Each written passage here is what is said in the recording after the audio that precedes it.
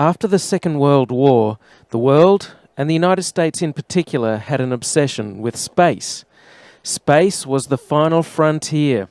After the evil empires of Hitler's Third Reich and Japan were defeated, it seemed like the sky was the only fence facing humanity in its progress and destiny.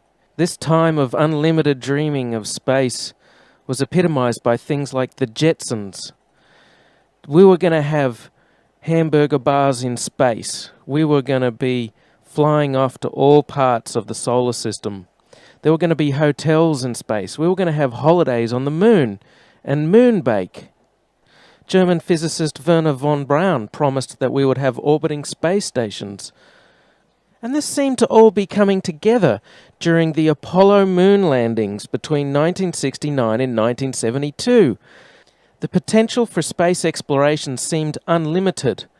It also brought great peril, with the Soviet satellite Sputnik being launched in 1957. Americans feared that the Soviets could launch nuclear weapons into their homeland. President Eisenhower was fully aware of the US Army's experiments on rockets that went into high altitude and into orbit, and that they were completely unsuccessful and came back a charred mess. But to the public, Sputnik seemed like a real threat. Eisenhower correctly assessed it as just being a tin can with a radio transmitter, but the US public saw this as the dawning of a new and frightening space age, where the Soviets could easily launch their deadly nuclear weapons from the center of Russia to the center of America. This documentary tries to show that Eisenhower was correct in his assessment. Sputnik was no trouble at all, and intercontinental ballistic missiles never came to be due to unsolved problems of re-entry. A senator from Massachusetts, John Kennedy, portrayed Eisenhower as being an old fuddy-duddy who was behind the times and asleep at the wheel, even though this was a completely unfair assessment. The only missile gap was in the minds of the American public with respect to what ICBM technology could really achieve. Supposedly, the Soviets had working intercontinental ballistic missiles with atomic warheads by the Cuban Missile Crisis of 1962. Well then, why did that crisis happen at all? Why should President Kennedy care where Khrushchev deployed his nuclear missiles, whether it was just off the coast in Cuba or launched by supposed space-going intercontinental ballistic missiles from the center of the Soviet Union? It's because true space-going ICBMs aren't possible, and this documentary explains why, and why the Cuban Missile Crisis was a threat. It's because only short-range nuclear missiles are possible.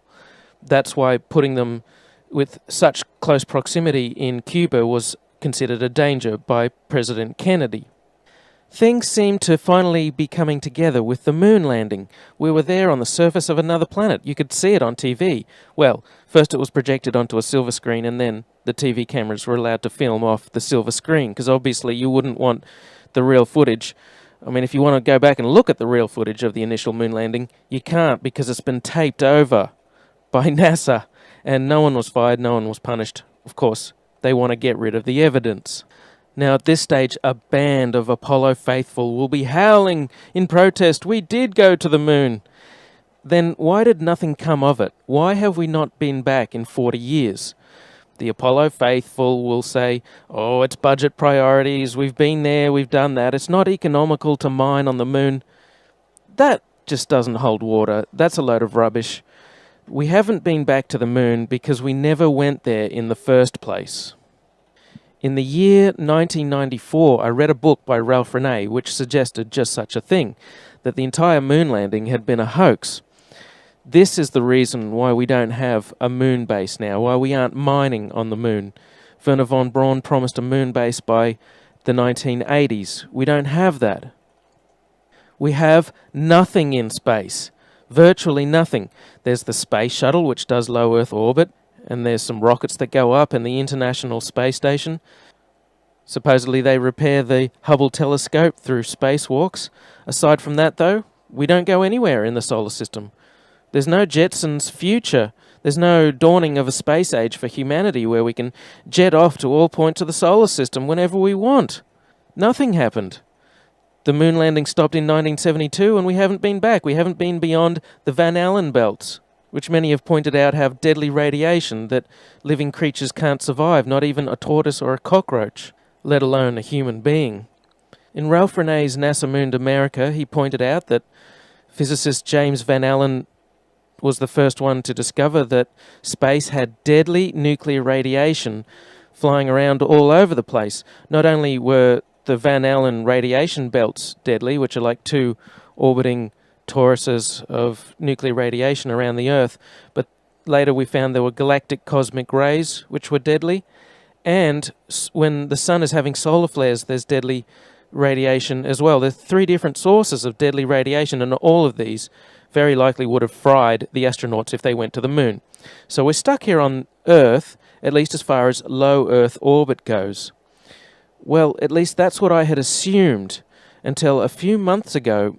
I'm looking at the picture of the Apollo entry vehicle and thinking, this truncated cone is not going to be stable in flight. This is going to roll over and over again. The top, the sides, the window are all going to be exposed to the huge heat in the direction of travel. They would tumble and roll out of control and mix up the astronauts inside, possibly injuring them or knocking them out with excessive G-forces. So while I had long suspected that the moon landing was fake, I had assumed that low Earth orbit was real and that the International Space Station was true. But my research of the last year has led me to the conclusion that not even low Earth orbit is possible, that the International Space Station is a hoax, and all manned space travel is fake. The main reason I believe all manned space travel is fake is because the re-entry vehicles are fake. I'll go through all of that in detail. First though, let's have a look at the International Space Station. I want to talk about some of the anomalies I see there. For the inside of the International Space Station, there are a couple of zero-gravity tricks that they use to fake it. The first is they have a complete mock-up of the International Space Station built on the inside of an airplane. And that airplane does a bunch of rises and falls. It does a parabolic, upside-down parabolic trajectory, and that simulates zero gravity for traditionally about 30 seconds at the most. I think they can do it to about 45 seconds, judging by the length of time of these segments. They have to do a hard break, or they have to put the camera to the wall or away from a person, or they can link scenes together. They're quite clever in the CGI. It's difficult to tell all of their tricks. The other main way they simulate the zero gravity is with suspension in front of a blue screen. And they use that trick for extended periods of time, for longer than 45-second segments. But they can't move around as much. They can't do the acrobatic flips and rolls in the extended mode. So there's full motion mode where they can fully move around, and that's faked in a plane. And then there's suspended or extended mode where they're suspended by wires in front of a blue screen. They don't move around as much, but they can make the scene last for a longer period of time. In this scene, Chris Hadfield bends down in order to adjust something, and you can see on the back of his shirt a couple of upticks on either side where you would expect wires to come in on either side of that harness in order to support it. Of course, they've computer graphicked out the supporting wires. You can't actually see them, but what you can see is a very slight discoloration where it's slightly lighter and then it goes slightly darker. And that's strange. That shows a couple of things. First of all, it shows that this isn't live from space. They're often portraying that this is live. Of course, these things are fully choreographed and edited in advance to make sure that there's nothing too obvious that you can see that gives away that this is a suspension in front of a blue screen hoax.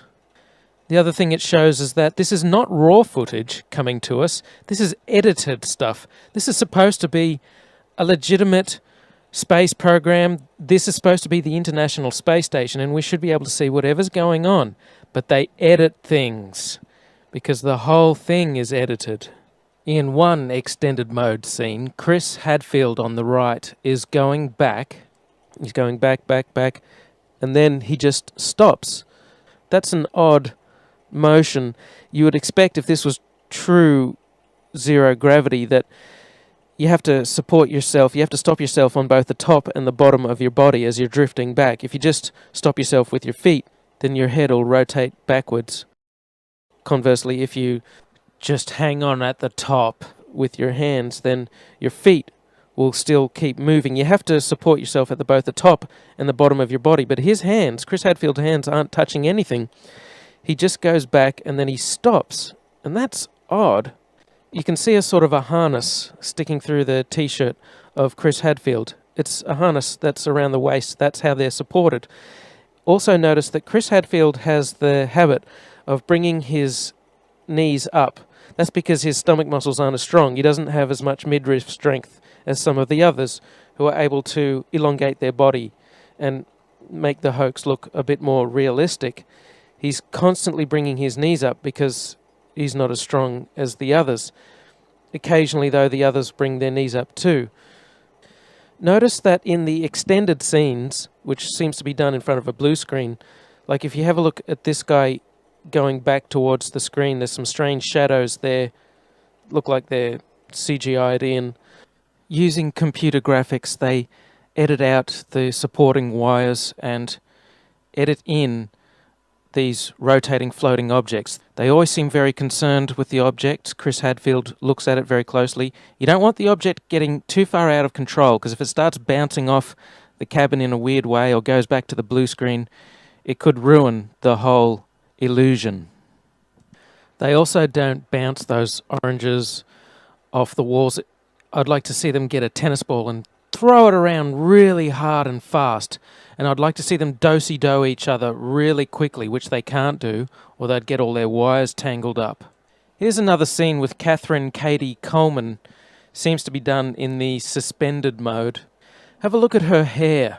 There's something odd about her hair. I know this is zero gravity and hair is supposed to stick out and go all over the place, but her hair doesn't really flop around naturally. It's always sticking out kind of rigidly. Maybe they permed it in that position, or perhaps they're hanging her upside down. As she shakes her head from side to side slightly, you can see the hair always springs back to a particular position with respect to her head.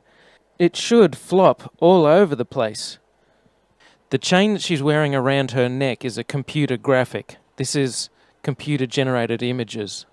Japan, and that brings us to Koichi, who's in the Japanese lab Kibo. So Koichi, walk me through what you're working on in this lab. Yeah, this is an experiment called Spheres. And these satellite robots are specifically designed to function in the microgravity. They contain the software that the scientists are testing. At first, this looked like a full motion scene to me, but on closer inspection, I think this is a suspended mode scene. When it's sped up, you can kind of see them swinging, and it has the same backdrop as the other suspended mode scenes. And then there's this weird part. Rick Mastracchio puts out his hand and he moves forward. Maybe he's using his feet to wedge himself forward somehow, but it doesn't look like it. The floor is smooth. His foot is behind that blue handle that's attached to the floor that he keeps both of his feet under and keeps shuffling back and forth on. He sticks his left hand out and then he just moves forward. He is Superman. That's how Superman moves forward. He sticks out his arm and he flies. The extended mode is much quieter than the full motion mode. In full motion mode, you can actually hear the sound of the jet engines, the engines of the airplane. In every single scene of full motion mode, in every segment of the International Space Station, you can hear this loud sound, the sound of the jet engines. You could argue that it's the air conditioning system. Not even an office air conditioner is that loud. And why is there a loud sound in every segment of the International Space Station? That's because no matter how soundproof you make it, you can't filter out all of the sound of the jet engines. An airplane is just too noisy. You can put noise-cancelling headphones on when you're on a plane, and that doesn't stop the sound from getting through. It muffles it. They also use microphones that don't pick up very far away. If you have a look at this scene here, you can see that when the microphone's in the middle, pointing towards the guy in the middle, you can't hear the sound of jet engines as much, but when the microphone goes to the guy on the side, you can hear the sound of jet engines a bit more. So you can't truly soundproof the inside of the airplane where they fake full motion mode. You can see in this scene from the recent National Geographic documentary Live from Space, Koichi Wakata is looking at the window there. This is full motion mode, and you can tell because of the sound of jet engines. In quiet mode, they can go to the cupola and they can look through at their model. And you can see an amazing model. Gee, why would you build the International Space Station out of a bunch of long, thin segments that can easily break at the joints? So there's their fairly realistic view of the rest of the International Space Station. The International Space Station was made piecemeal. They started off with one section and then they added another section. It consists of a bunch of tubular sections which are joined together. It's an ad hoc design. Here are a few scenes from the tour of the International Space Station that they take you on. And I noticed that there's no airlock between sections. This means if there's an air leak in one section, they will be affected in all sections. They're quite likely to all die.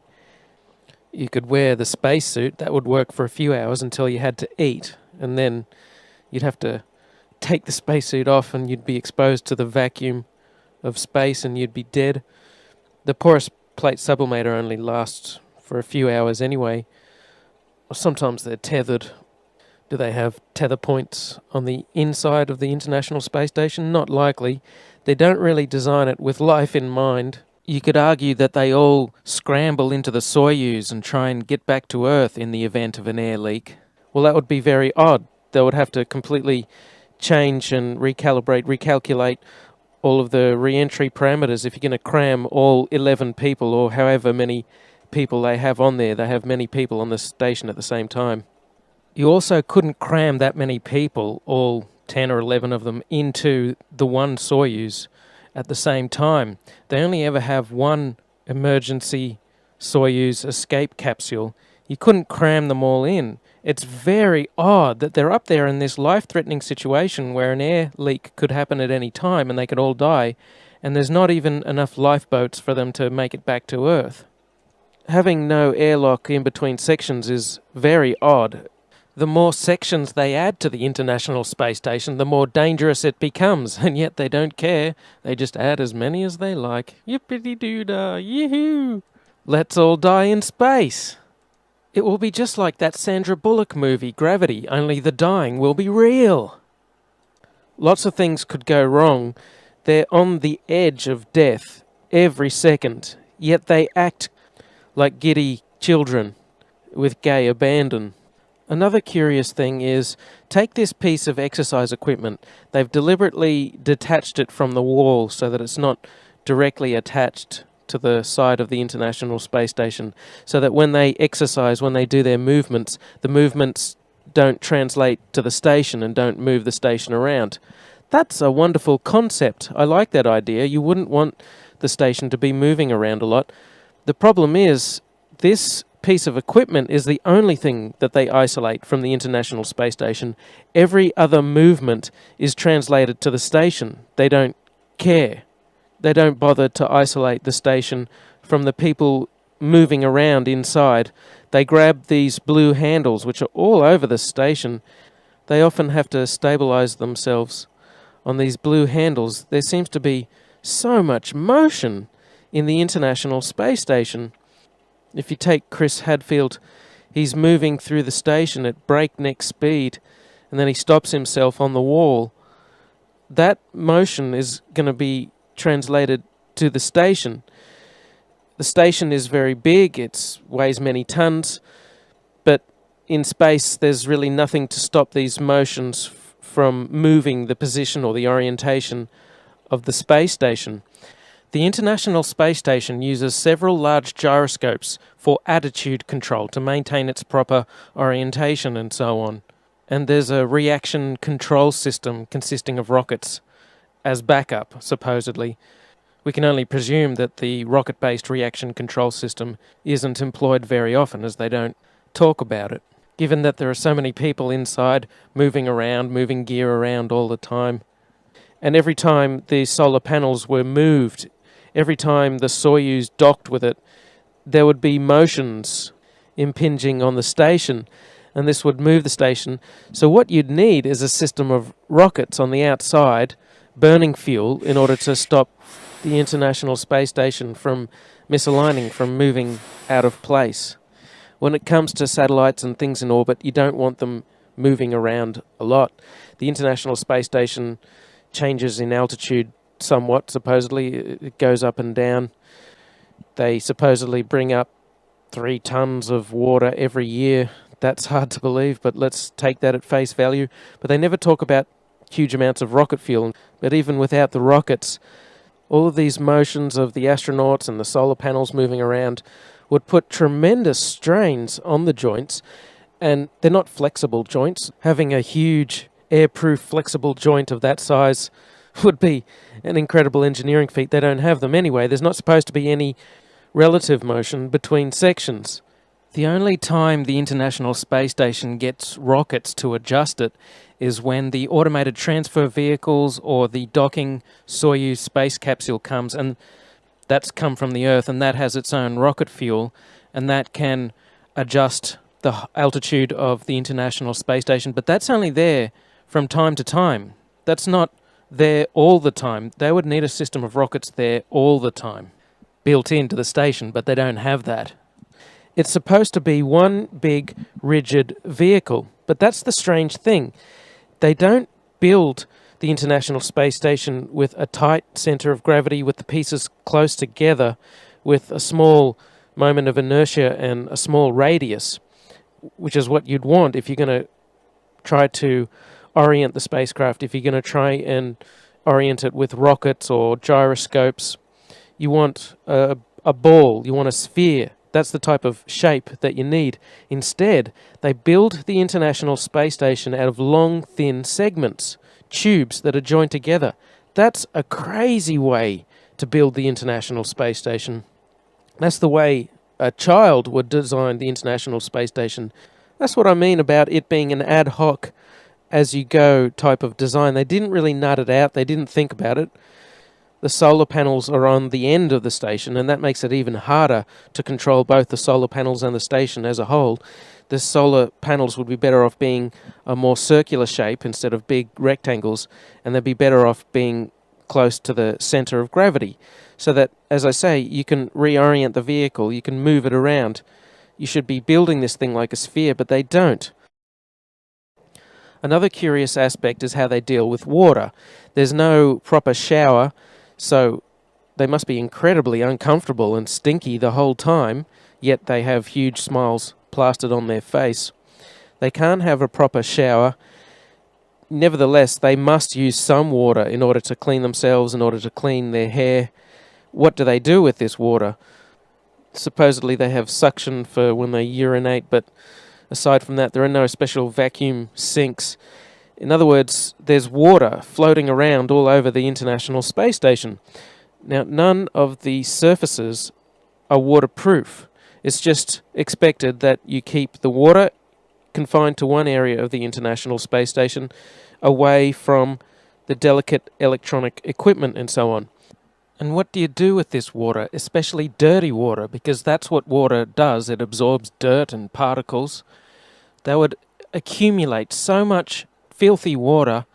The mantra, of course, is recycling. They're supposed to recycle everything. Wow, they have some amazing recycling technologies on the International Space Station that they can't demonstrate anywhere else. I mean, it's a super water recycler that's compact enough to fit inside the International Space Station. Imagine how much maintenance such a system would require. You'd have to bring up so many filters and chemicals, and things would be breaking down, and you'd have to repair it, but you don't have the tools to do it. So there's another curious, strange aspect of the International Space Station, which endangers their lives and could kill them. But they don't care. they always have huge smiles on their face, like they're having a really good time, even though they could die at any second. Another curious aspect is that humans emit dust with time. Their skin dies and drops off. That's what makes for most dust inside a person's house. There'd be so much dust building up on the International Space Station, and yet you never see them go around with a dust buster, with a small vacuum cleaner sucking things up. What do they do with the dust? Well, supposedly there's a trash disposal thing in the form of a re-entry vehicle which strangely burns up on re-entry, even though the ones with humans inside supposedly survive re-entry. That's a very curious contradiction, but they have a trash disposal capsule that they put their trash into, but they never talk about the dust.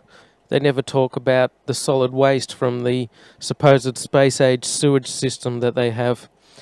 That's another strange thing, is supposedly they have a sewage system. I don't know how they cram it into the International Space Station. Perhaps it's in the walls of the station, but they never talk about the smell.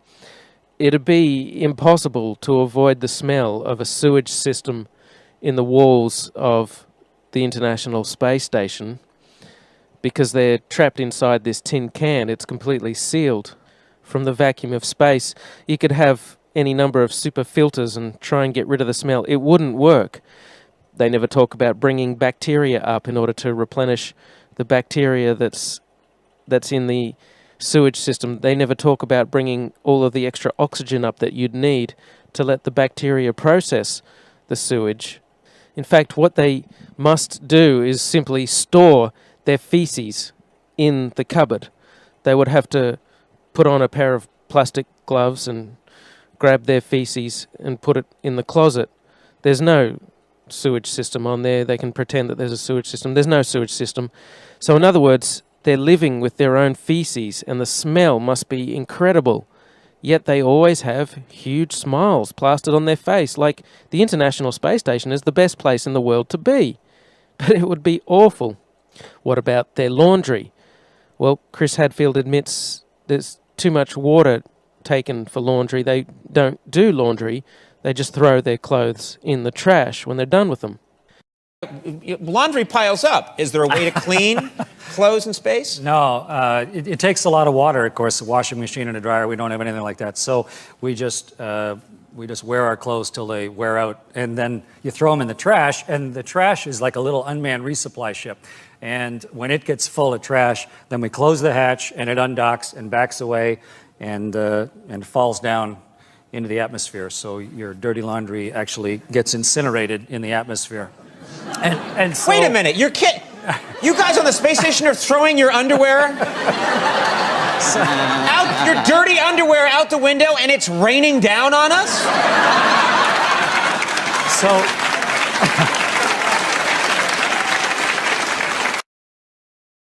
So take this woman, Sunita Williams, has supposedly been on the station for 200 days.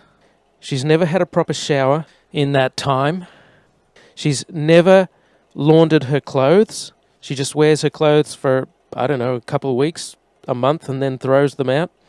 In other words, she stinks. She's horrible. She's clammy. She's disgusting. Living on the International Space Station, you might be 6 months without a real shower. Essentially, you have a sponge bath is what you do every day. And yeah, you do get pretty sweaty because you're working out. But surprisingly enough, when the shuttle crew came to pick me up, was one of my first questions, do I smell? And they said I didn't smell, and they said my hair didn't look greasy, so I was pretty happy with that. Every part of her body must be covered in bacteria and festering pustules. It's the living dead on the International Space Station. Ooh, come here, my precious. And yet they all act like they're so happy to be on the International Space Station.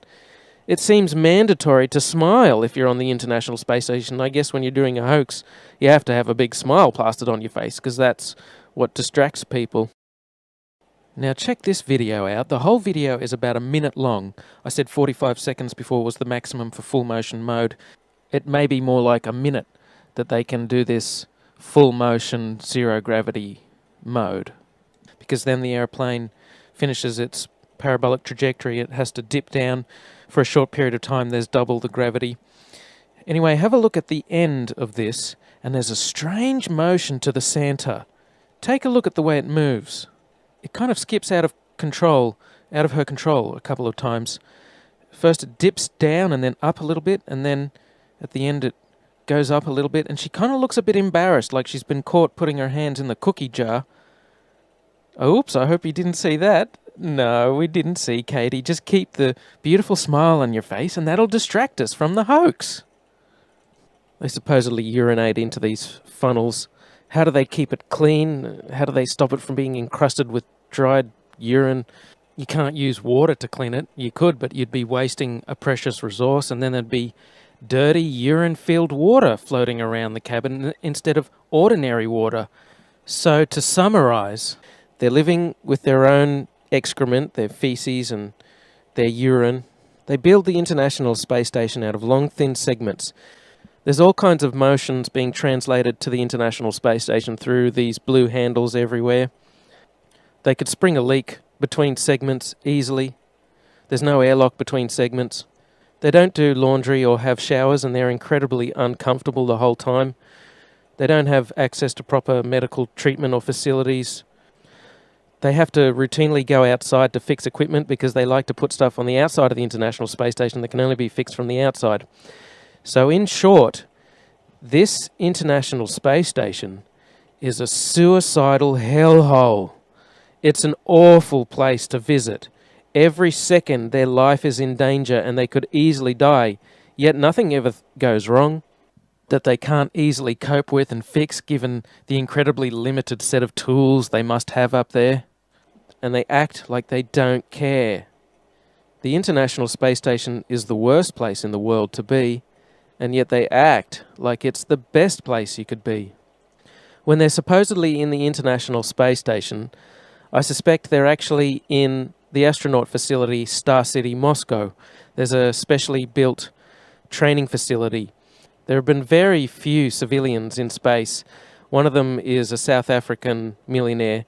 He had to do several months of training in Star City, Moscow, and what you do is you learn the zero-gravity tricks. That's what the training is for. They will tell you, oh, it's training to handle contingencies on the International Space Station, and if someone gets sick, you know, you have to get in the Soyuz and quickly hurry back to Earth, or if you have to do a spacewalk. They have to hide in Star City, Moscow, because if they're photographed anywhere, it would ruin the whole hoax. They have to stay very hidden. In fact, they basically have to live in Star City, Moscow, as they would do on the International Space Station. So there are a whole bunch of frozen meals prepared for the astronauts to be consumed when they're on the International Space Station. In fact, that'd be ideal to give to people who are hiding in the basement of Star City, Moscow, pretending to be on the International Space Station. If they didn't hide in Star City, Moscow, they could be filmed, and you could have, like, this scenario. Hey, Chris, what are you doing down here? I thought you were up in the International Space Station. Oh, yeah, I'm just catching some hockey. I'm down here on a weekend pass, eh? What the hell are you talking about, weekend pass? You got a glass elevator going up there? What is this, Charlie and the glass elevator? You wouldn't want to catch Chris Hadfield when he's in Star City, Moscow, so they stay hidden there. One of them, as I mentioned, Sunita Williams, spent a whole year, supposedly, in the International Space Station. She's such a tragic. That means she would have spent a whole year hiding in Star City, Moscow.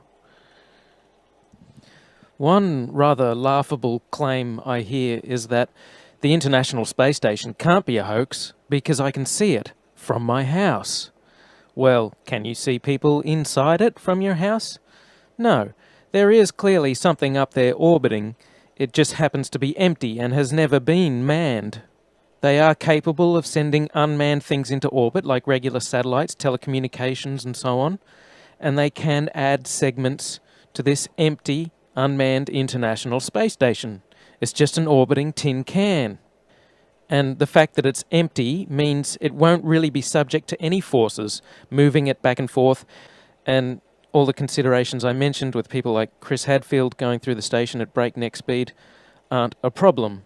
So it's very possible to have an empty orbiting tin can, which is what the International Space Station is, and they have some cameras mounted up there as well to do some of the shots supposedly looking down from it. Another aspect of the illusion of space travel is spacewalks. These are faked inside a swimming pool. It's a custom-built swimming pool, and that's a great way to fake zero gravity. About 6 months ago, in 2013, a gallon of water leaked into one of their spacesuits in a matter of seconds. NASA doesn't really have a proper explanation for how on earth this could have happened. There shouldn't be water leaking into someone's helmet and a person almost drowning in space. How can you drown in space? They now wear snorkels to make sure that they don't drown in space. How can this be happening? A snorkel in space? There could be some water in the porous plate sublimator. When they were on the moon, they supposedly had about a gallon of water, but that cooling system is supposed to be well away from their head. There really is no sane explanation for why a gallon of water would leak into someone's spacesuit, unless you realize the whole thing is faked inside a swimming pool. In this scene, you can see the Chinese spacewalk, and you can see a bubble coming up from the guy's suit. How do you have a bubble in space? Space is supposed to be a vacuum, not a swimming pool, but it's obviously just a swimming pool filled with water. Obviously, there would be some equipment that they could only fix from the outside, but a lot of these spacewalks, it seems like equipment they easily could have configured to be accessible from the inside of the International Space Station. It seems more like an excuse to get out and show their other space trick, which is the faking of spacewalks in a swimming pool. In this vid, you catch a glimpse of someone wearing a scuba tank. Scuba tanks in space? Snorkels and scuba tanks in space? They act like a spacewalk is just a walk in the park, like there's very little danger involved at all. They're looking through the spacesuits. Oh, here's a spacesuit. We're going to go for a spacewalk. As if there's no danger at all. Like they don't care. They don't care. They don't act like they're in a life-threatening situation, like they could die at any second, even though they can. So you would think to preserve their life they would want to minimize the amount of spacewalking that they did. But there seems to be an abundance of equipment on the outside of the International Space Station that constantly requires repairing, which makes for a good TV spectacle and is inspired by movies like Sandra Bullock's Gravity. And after Gravity came out, they of course had to do another spacewalk to fix some emergency, some piece of equipment that their lives depend on that amazingly they can fix every time. But you know what? Thanks to the genius of the engineers at NASA, they employ snorkels in space now, so that should stop them from drowning. So that's my tour of the International Space Station, and so a good place to end. Don't waste any more time. Visit the links above now and order my book 16 Emergency Landings Proving Flat Earth. Visit my online store now and order the new enhanced Gleason's Flat Earth map. This map used to be in every school and library in the nation before NASA was created in 1958, when the maps were ordered removed. Have your Gleason's map hanging on the wall in your house where no government can take it down. Here you see it hanging on a wall in the house of the late Charles K. Johnson. Here is a quote from the book 1984 by George Orwell. Every record has been destroyed or falsified, every book rewritten, every picture has been repainted, every statue and street building has been renamed, every date has been altered, and the process is continuing day by day and minute by minute. History has stopped. Order your map now.